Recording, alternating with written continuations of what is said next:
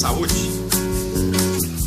Fazer um brinde em algumas ocasiões é algo bastante comum. Tomar bebidas alcoólicas também. Mas tudo tem um limite. O que acontece quando um brinde como esse deixa de significar saúde?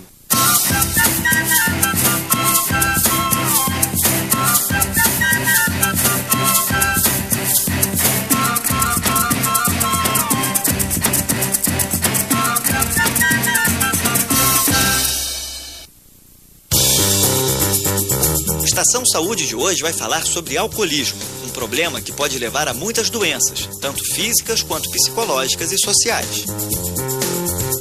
Para falar sobre os muitos riscos que envolve o álcool, a nossa equipe de saúde de hoje vai contar com um hepatologista, que é um médico especializado em doenças do fígado, um psicanalista e um psiquiatra, ambos especializados em saúde mental.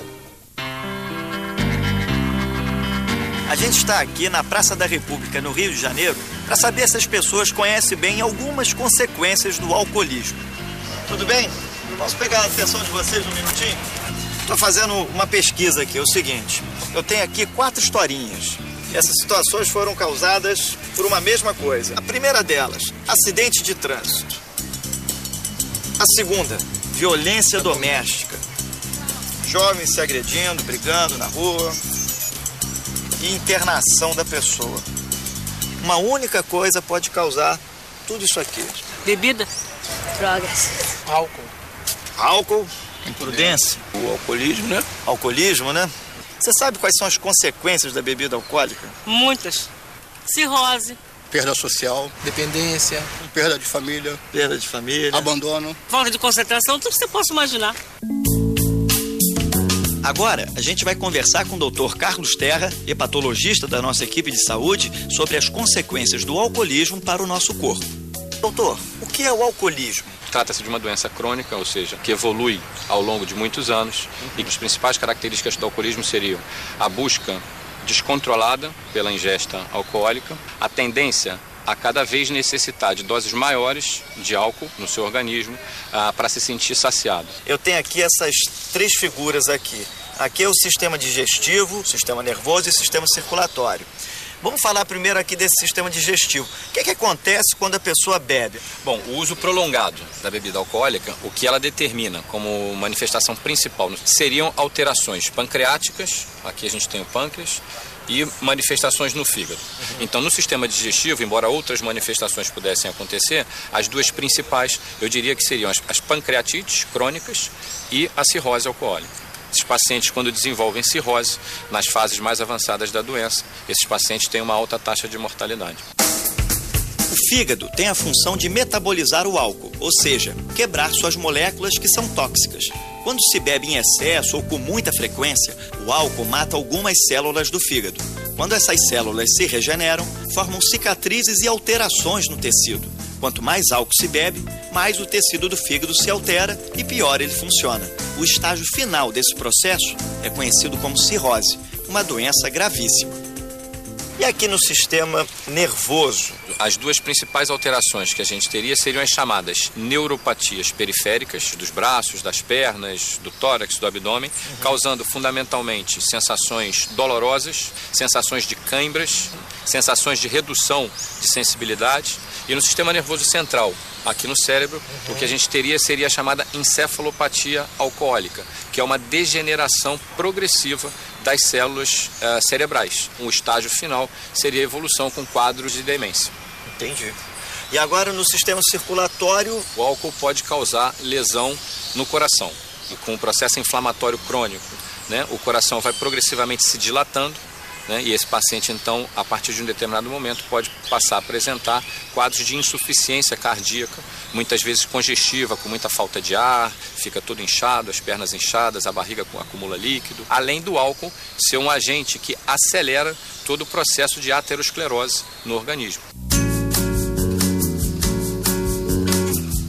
Meu nome é Gustavo, eu tenho 30 anos, usei o álcool a partir dos 14 anos de idade e hoje eu trabalho na área da psicologia, ajudando outros dependentes químicos a se recuperarem. Eu estou aqui com o Gustavo. O consumo de álcool em quantidade causou uma série de problemas na vida dele. É isso mesmo, Gustavo? Realmente, abandono de estudo, brigas em bares, acidentes de trânsito, estado depressivo, afastamento da família, isolamento total. Então, realmente, o álcool me trouxe muitas consequências graves e só por hoje, há 8 anos, eu não uso álcool. Tô tocado, esse é o Gustavo. Olá, Gustavo. Bem, tudo bom? Sobre toda essa história que você estava me contando, quais foram as consequências do álcool no seu organismo?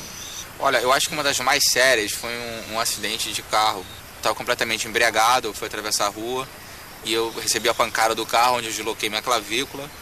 Mas assim, a nível de organismo, amnésia alcoólica, eu tive bastante amnésia alcoólicas, estado agressivo, eu era muito agressivo quando bebia. Mas a pior de todas para mim foi realmente o estado depressivo, que até hoje eu tenho consequências disso. Me isolava dentro de casa e só melhorava depois que eu bebesse de novo. Gustavo, e durante quanto tempo você consumiu álcool em quantidades importantes? Eu comecei a ingerir álcool a partir dos 14 anos até os 21. Eu comecei a aumentar a dosagem a partir do 3º ou 4º ano de ingestão. E no âmbito social, família, amigos? A escola eu abandonei. Depois das aulas tinha sempre os barzinhos perto e eu não podia mais tomar cerveja porque eu não tinha dinheiro. Então a gente juntava uma graninha daqui com o outro, comprava uma garrafa de cachaça e ficava a tarde toda se embriagando. Meu pai é alcoolista, né? Ele também bebe. Meus pais se separaram.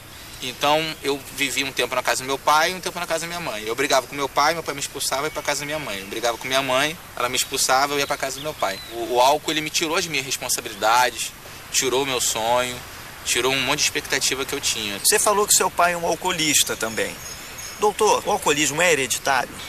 Sim, existem alguns estudos que já identificaram que a frequência de alcoolismo é maior em filhos de pacientes alcoolistas, portanto, a hereditariedade, né, o fator genético, parece desempenhar um papel importante nessa doença. Então vamos falar um pouquinho de recuperação. Como é que você começou esse processo? Onde foi que deu o estalo? Esse estalo foi bem difícil, né? E esse despertar teve quando a minha mãe me trouxe um livro da Irmandade Alcoólicos Anônimos. Foi onde eu comecei a ler e me identifiquei com as histórias que estavam no livro, sobre as pessoas que tinham passado por um problema com a bebida e tinham parado de beber. Uma psicóloga, ela iniciou meu tratamento e procurei também ajuda também na psiquiatria com alguns medicamentos para diminuir meu quadro de abstinência. Mas basicamente meu tratamento se iniciou dentro de uma sala de Alcoólicos Anônimos. Fazem 8 anos, 5 meses e 4 dias que eu não ingiro nada que contém álcool. Oh, que legal. Voltei a trabalhar, eu sou militar, faço parte das forças auxiliares aqui no Rio de Janeiro. Hoje eu trabalho com dependência química no próprio hospital da minha força.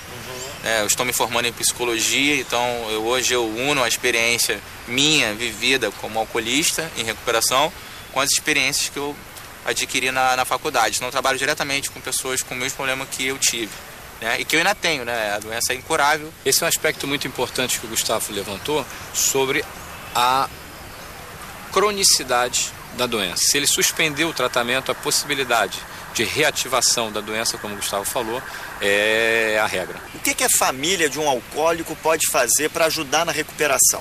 Dentro de todo esse contexto psicossocial que o alcoolista está envolvido, a sua família tem um papel absolutamente fundamental a partir do momento que deve vê-lo como um paciente, como uma pessoa que tem um problema de saúde e que precisa ser tratado, e não como um estorvo para aquele núcleo familiar. Quando a família viu que eu queria me recuperar, eles me apoiaram, me ajudaram bastante. Eu acredito que quando há amor, quando existe apoio, existe a possibilidade de recuperação.